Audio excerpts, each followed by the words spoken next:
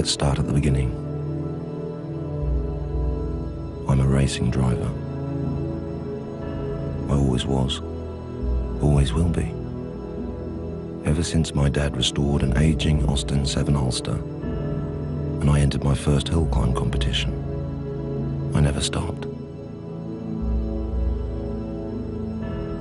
At age 22, I won my first Grand Prix and became the youngest ever winner up to that time. I would push the car to its limits over and over and over, on the track, in the paddock, in the mechanic's shop. I'd modify it, improve it, and master it till I dropped on the floor with exhaustion. In 1963, I founded my own motor racing team. Now, let me tell you just one story so you get what it was about. One day, as I was testing a car, I noticed that the fuel filler access door was flapping up and down. The thinking at the time was that it should have been pressed more firmly in place as the speed of the car increased. But instead it bounced more vigorously. At first I was angry that the door hadn't been properly closed. I've always hated sloppy work. But an idea was soon born out of my frustration.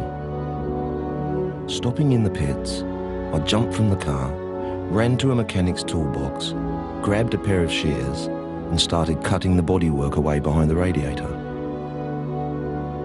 You should have seen the faces of the mechanics.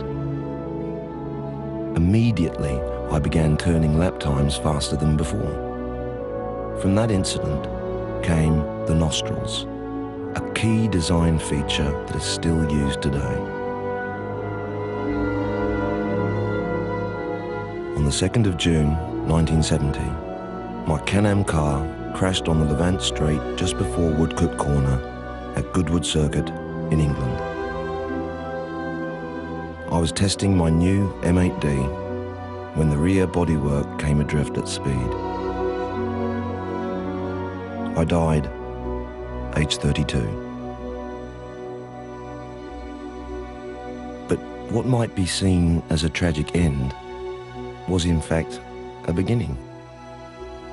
As I always said, to do something well is so worthwhile that to die trying to do it better cannot be foolhardy.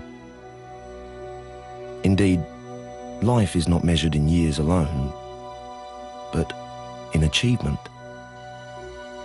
That'd make a good epitaph, wouldn't it?